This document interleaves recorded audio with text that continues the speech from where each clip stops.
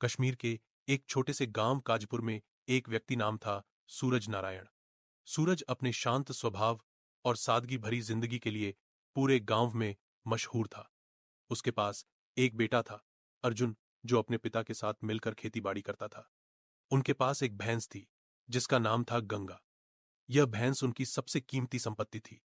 गंगा न सिर्फ खेतों में हल जोतने में मदद करती थी, बल्कि उसका दूध भी गांव में बिकता था, जिससे उनकी आजीविका चलती थी। एक दिन अर्जुन गंगा को पास के जंगल में चराने ले गया। वह जंगल में कुछ जंगली फूल इकट्ठा करने में व्यस्त हो गया और उसका ध्यान गंगा से हट गया। जब उसने वापस देखा तो गंगा गायब थी। अर्जुन ने जंगल छान मारा, लेकिन गंगा कहीं नहीं मिली। थक हारकर वह शाम को अपने पिता के पास लौटा और सारी बात बताई। सूरज ने अपने बेटे की ओर देखा, हल्के से मुस्कुराया और कहा, कोई बात नहीं अर्जुन, जो होता है अच्छे के लिए ही होता है। गांव वालों ने यह सुना तो वे हैरान रह गए। एक बुजुर्ग पड़ोसी, रमेश चाचा, ने कहा, सूरज, तुम्हें हो क्या गया है? तुम्हारी भैंस ही तुम्हारी सबसे बड़ी संपत्ति थी और अब वह खो गई। फिर भी तुम कह रहे हो कि जो हुआ अच्छा हुआ। सूरज ने बस मुस्कुराकर जवाब दिया और चुप रहा। गांव वाले सिर हिलाते हुए चले गए। कुछ दिन बाद एक सुबह सूरज के घर के बाहर कुछ जानवरों की आवाजें सुनाई दी। अर्जुन ने बाहर जाकर देखा तो हैरान रह गया। वहां 4 भैंसें और एक भैंस का बच्चा खड़े थे, और उनमें से एक थी उनकी अपनी गंगा। शायद गंगा जंगल में एक झुंड के साथ मिल गई थी और अब वह झुंड उसके पीछे घर तक आ गया था। अर्जुन खुशी से उछल पड़ा और अपने पिता को यह खबर दी। गांव वालों ने भी यह देखा और सूरज की तारीफ करने लगे।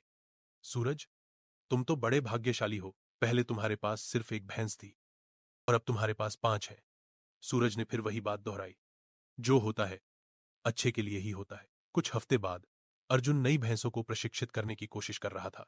एक भैंस अचानक उछल पड़ी और अर्जुन उससे नीचे गिर गया। उसका दायां हाथ बुरी तरह चोटिल हो गया। हड्डी टूट गई थी और वैद्य ने कहा कि उसे ठीक होने में कई महीने लगेंगे। गांव वालों ने सूरज से सहानुभूति जताई। एक पड़ोसी, शांति दीदी, ने कहा, सूरज, यह तो बहुत बुरा हुआ।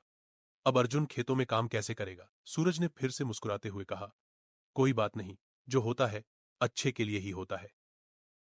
गांव में एक बड़ी खबर फैली। पड़ोसी राज्य के राजा ने काजीपुर पर हमला करने की योजना बनाई थी। काजीपुर के राजा ने सैनिकों की कमी को पूरा करने के लिए गांव के सभी स्वस्थ युवकों को सेना में भर्ती करने का आदेश दिया। गांव के ज्यादातर युवा युद्ध के लिए ले जाए गए, लेकिन अर्जुन की चोट की वजह से उसे छोड़ दिया गया। गांव वालों ने सूरज से कहा, सूरज, तुम तो सचमुच भाग्यशाली हो। हमारे बेटे युद्ध में चले गए, पता नहीं वे लौटेंगे भी या नहीं, लेकिन तुम्हारा अर्जुन सुरक्षित है। उसकी चोट वाकई में अच्छे के लिए थी। सूरज ने फिर वही बात दोहराई, जो होता है अच्छे के लिए ही होता है।